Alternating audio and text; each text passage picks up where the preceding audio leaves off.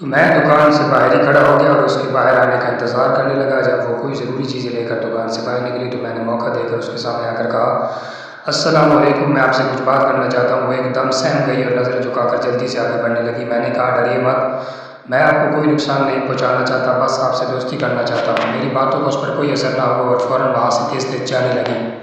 اس کے چہرے پر چھائی ہوئی بے چینی نقاب میں ہونے کے باوجود مجھ سے چھپی نہ رہ سکی، لیکن میں نے ہمت نہ ہاری اور فیصلہ کیا کہ ایک نہ ایک دن تو اسے مائل کر کے رہوں گا۔ وہ جیسے ہی مدرسے سے نکلی میں نے اس کے پیچھے چلنا شروع کر دیا اور مسلسل اس سے بات کرنے کی کوشش کرنے لگا۔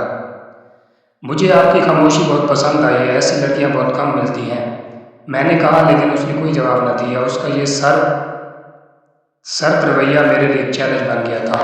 ہر روز میں اس کے راستے میں آ کر کھڑا ہو جاتا، یہاں تک کہ میں اس کے ساتھ بس اسٹاپ پر بھی جا کر کھڑا ہو جاتا، مگر وہ مجھے مسلسل اگنور کرتی۔ جانے کیوں مجھے دانیہ کا خیال آتا، دانیہ بھی تو مجھے ایسے ہی اگنور کر رہی تھی۔ دانیہ کا خیال آتے ہی میرے دل میں ایک ٹیس سی اٹھی، لیکن میں اب اس بے فیض مشقت سے تھک چکا تھا۔ وہ کسی صورت بھی کوئی رد عمل دینے کو تیار نہ تھی۔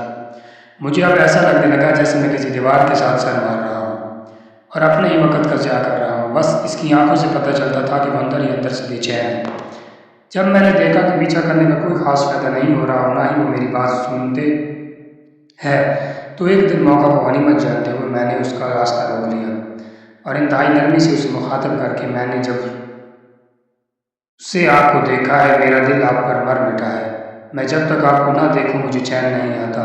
میں اتنے دنوں سے آپ کے پیچھے پیچھے آ رہا ہوں، لیکن آپ نے کبھی مجھے لفٹ بھی نہیں کرائی، کبھی تو میری کسی بات کا جواب دے۔ میری بات سن کر اس نے پہلی بار میری طرف نگاہ اٹھا کر دیکھا تو اس کی آنکھوں میں مجھے شدید بے بسی سی نظر آئی۔ میں نے پھر مسکین سی صورت بنا کر اس سے کہا، آپ مجھ سے دوستی کریں گی؟ یقین کریں میں آپ کو بہت خوش رکھوں گا۔ اس کی آنکھوں سے اندازہ ہو گیا تھا کہ وہ مجھ سے بہت بری طرح سے ڈر گئی ہے اور یہی وجہ تھی کہ وہ آگے جانے کی بجائے اپنے گھر کی طرف مڑ گئی۔ اسے گھر کی طرف جاتے دیکھ کر میرا دماغ غصے سے بھرنے لگا۔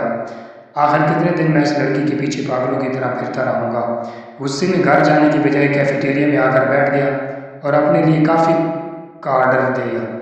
آج مجھے پھر دانیہ ٹوٹ کر یاد آئی تو میں نے اسے کال ملائی، جسے وہ بار بار کاٹ دیتی تو مجھے شدید جھنجھلاہٹ ہونے لگی۔ میں نے اپنی کافی ختم کی ہی تھی کہ اچانک دانیہ شیری کے ساتھ کیفے کے اندر داخل ہوتے ہوئے دکھائی دی تو غصے سے میری کنپٹیاں جلنے لگیں۔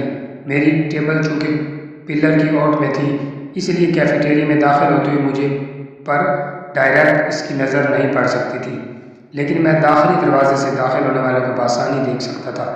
یہی وجہ تھی کہ جب دانیہ کیفیٹیریا میں داخل ہوئی تو میری نظروں میں آ گئی۔ تھوڑی دیر بعد میں نے پھر کال کی تو اس نے کال اٹھا لی تو میں نے اس سے پوچھا کہ وہ کہاں ہے تو کہنے لگی، میں گھر پر ہوں، کچھ مہمان آئے ہوئے ہیں، ان کے ساتھ مصروف ہوں، جبکہ وہ میرے سامنے شیری کے ساتھ کافی پی رہی تھی۔ اس کا جھوٹ دوسری بار تو میں نے پکڑا تھا، خدا جانے اس سے پہلے وہ مجھ سے کتنی بار جھوٹ بول چکی تھی۔ یہ خیال آتے ہی میرا دل اس کی طرف سے انتہائی کھٹا سا ہو گیا اور میں اپنی جگہ سے اٹھا اور سیدھا اس کی ٹیبل پر چلا گیا۔ کرسی گھسیٹ کر اس کے پاس جب بیٹھا تو وہ مجھے دیکھ کر پریشان ہو گئی، جبکہ شیری کے چہرے پر ایک بدمزگی سی ابھر آئی۔ آج کی کافی میری طرف سے، میں نے ویٹر کو بلوایا۔ میں جانتا تھا کہ دانیہ کو کون سی کافی پسند ہے، لہٰذا میں نے اس کا آرڈر دیا اور خاموشی سے اٹھ کر کھڑا ہو گیا، کیونکہ میں نے آج دانیہ کو اپنی محبت سے آزاد کر دیا تھا، کیونکہ میں اپنی محبت کو آئے دن ایک نئے چہرے کے ساتھ نہیں دیکھ سکتا تھا۔ مجھ سے پہلے بھی وہ کئی لڑکوں کے ساتھ گھومتی پھرتی تھی۔ مجھے لگا کہ شاید میری محبت اسے بدل دے گی اور وہ میری بن جائے گی، لیکن ایسا نہ ہو سکا۔ اس لیے بجائے اسے برا بھلا کہنے کے یا پھر سے تماشا کرنے سے بہت بہتر تھا کہ میں خود ہی اس کی زندگی سے نکل جاؤں۔ لہٰذا میں نے اسے گڈ لک کہا اور بوجھل قدموں سے اپنی گاڑی میں آ کر بیٹھ گیا۔ یہ محبت بھی کتنی بیکار چیز ہے، انسان کو کسی قابل نہیں چھوڑتی۔ میں نے دکھ سے سوچا، میں محبت تو چھوڑ سکتا ہوں لیکن انتقام نہیں۔ مدرسے کے سامنے کھڑے مولوی کو دیکھ کر میری کنپٹیاں پھر سے سلگ سی ہو گئی تو میں نے فوراً سلیم کو کال ملائی اور اس سے کہا کہ میں جس منصوبے پر کام کر رہا ہوں وہ مجھے کامیاب ہوتا ہوا دکھائی نہیں دے رہا، لہٰذا اب میں ایک اور منصوبے پر کام کرنا چاہتا ہوں، کیا وہ اس سلسلے میں میری مدد کرے گا؟ تو سلیم نے حامی بھر لی، کیونکہ یہ اب آئے والی لڑکی جو یقیناً مولوی کی بیٹی تھی میری محبت کے جال میں تو پھنس نہیں رہی تھی، بلکہ الٹا اب اسٹاپ تک اس کے ساتھ اس کا کوئی نہ کوئی بھائی یا پھر مولوی خود جاتا تھا، اور واپسی پر بھی جب یہ اسٹاپ پر ہوتی تھی تو ان کے آگے ان کے گھر کا کوئی نہ کوئی فرد اسے لینے کے لیے آیا ہوتا تھا۔ یقیناً اس نے گھر میں کوئی نہ کوئی ایسی بات ضرور کی تھی کہ جس کی وجہ سے اب کوئی نہ کوئی اس کے ساتھ آنے لگا تھا، اور میں بھی اس کا پیچھا کرتے کرتے تھک گیا تھا، کیونکہ میں دانیہ کی محبت میں بھی اس طرح دوڑتا رہا تھا۔ لہٰذا میں نے سلیم سے کہا کہ اب اس لڑکی کو اغوا کرنا ہے، اور یہ کیسے کرنا ہے اس کا منصوبہ تم ہی بناؤ، کیونکہ میرا دماغ کام نہیں کر رہا۔ تو اس نے میرے کندھے پر ہاتھ رکھ کر کہا کہ آپ فکر ہی نہ کریں، آپ مجھ پر چھوڑ دیں، بس اتنا بتا دیں کہ اسے لانا کہاں ہے۔ تو میں نے اسے اپنے فلیٹ کی لوکیشن سمجھائی اور کہا کہ کسی طرح سے یہ لڑکی وہاں پہنچنی چاہیے۔ تو اس نے کہا کہ آپ کا کام ہو جائے گا۔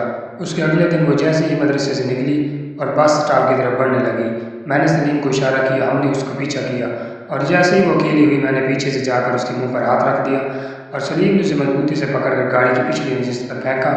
یہ چند سیکنڈ کی کارروائی تھی، لیکن مولوی کی نظروں میں آ گئی۔ وہ فوراً گاڑی کی طرف لپکا، لیکن اس دوران میں نے گاڑی سٹارٹ کر دی اور تیزی سے آگے بڑھا دی۔ ہم دونوں نے ماسک پہنے ہوئے تھے، لہٰذا مولوی کا ہمیں پہچاننے کا تو سوال ہی پیدا نہیں ہوتا، لہٰذا ہم اس طرف سے بے فکر تھے۔ اسے بے ہوشی کی حالت میں فلیٹ کے اندر لے کر آیا۔ سلیم جا چکا تھا، اور اب فلیٹ میں اور وہ لڑکی بالکل تنہا تھے۔ وہ اڑی ترچھی بے ہوشی کی حالت میں بیڈ پر لیٹی ہوئی تھی، لیکن اللہ جانے میں اب تک اس کے قریب کیوں نہیں جا پا رہا تھا۔ اس کے ہوش میں آنے کا انتظار کرنے لگا۔ تھوڑی دیر گزری کہ آہستہ آہستہ اس کے جسم میں حرکت ہونے لگی، تو میں الرٹ ہو گیا، گویا وہ ہوش میں آ رہی تھی۔ تو میں فوراً پانی لینے کچن میں گیا، اور جو ہی کمرے میں آیا تو میرے قدم جیسے کسی نے جکڑ لیے۔ میں نے آج دن تک اتنا حسن کہیں نہیں دیکھا تھا۔ اس کے چہرے سے نقاب ہٹ چکی تھی، اور وہ تیز تیز سانس لے رہی تھی۔ اس کی ہرنی جیسی آنکھوں میں خوف تھا، اور وہ دائیں بائیں نظریں گھما کر یہ جاننے کی کوشش کر رہی تھی کہ وہ کہاں ہے۔ وہ بار بار اپنا سر بھی پکڑ لیتی، یقیناً اس کا سر گھوم رہا تھا۔ وہ ایک دھان پان سی لڑکی تھی۔ میں دروازے میں کھڑا اس کے خوبصورت چہرے کے دیدار میں اس قدر کھو چکا تھا کہ میرے تو حواس کام کرنا ہی چھوڑ گئے۔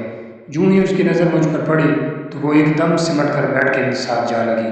پھر اس نے اپنا حجاب کھینچ کر اپنے چہرے کو ڈھانپ لیا، تو میں نے ایک دم سے اپنی نگاہ نیچے کر لی۔ پتہ نہیں کیوں اس وقت میرے دل میں خیال سا آیا کہ اس لڑکی کو مجھ سے ڈرنا نہیں چاہیے۔ یہ خیال آتے ہی میں نے دوبارہ اس کے چہرے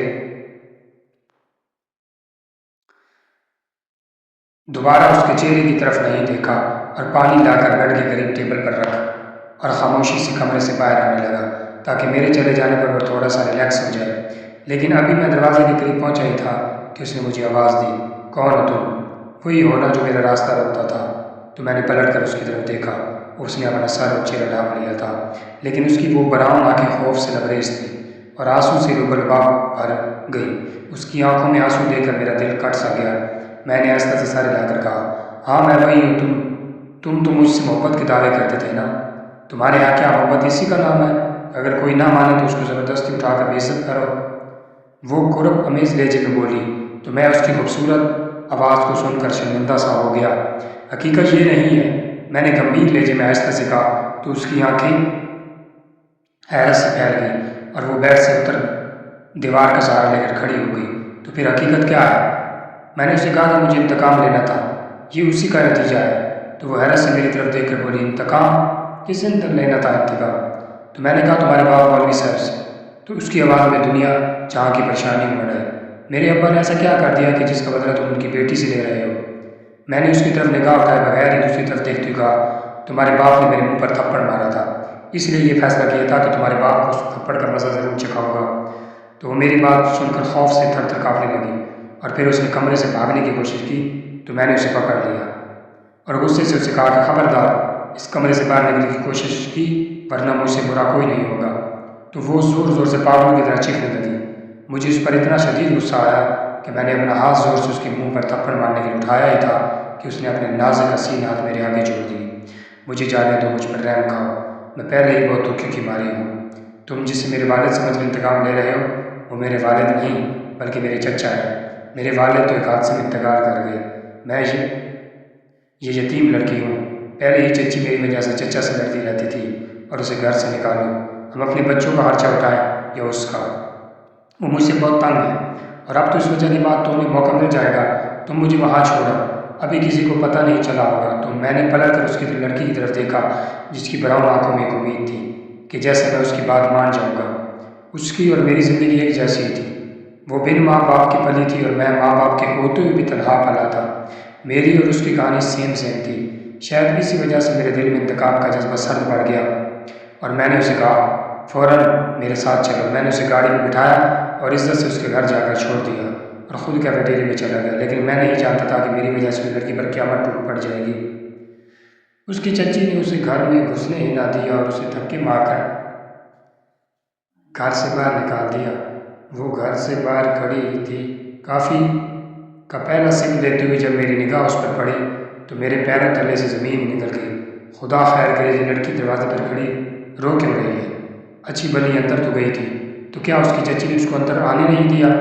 میں فوراً کیفیٹیریا سے باہر نکلا ہی تھا کہ اچانک اس کی چچی نے کپڑوں سے بھرا ہوا بیگ اٹھا کر گھر سے باہر پھینکا اور چیخ کر کہا خبردار، جس کے ساتھ منہ کالا کر کے آئی ہو واپس اسی کے پاس جاؤ۔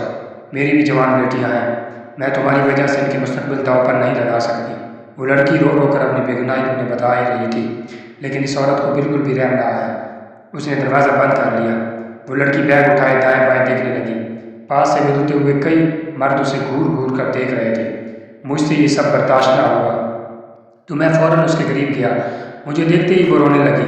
میں جانتا تھا کہ یہ سب میری وجہ سے ہوا ہے، تو میں ہی اسے ٹھیک کروں گا۔ میں آہستہ سے اسے کہا اور اس کا بیگ اٹھا لیا۔ وہ بھی چپ چاپ میرے ساتھ آ کر گاڑی میں بیٹھ گئی۔ آنسو ایک تواتر سے اس کے گالوں پر بہہ رہے تھے اور مجھے لگ رہا تھا کہ جیسے میرا دل کٹ گیا ہو۔ وہ بے گناہ تھی لیکن میری وجہ سے بدنام ہو گئی تھی۔ اچانک میں نے اس لڑکی کی طرف مڑ کر کہا شادی کرو گی مجھ سے؟ تو وہ حیران حیران نظر سے میری طرف دیکھنے لگی۔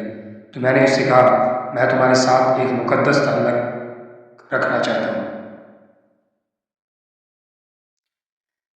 اور نکاح سے بڑھ کر کوئی تعلق پاکیزہ نہیں۔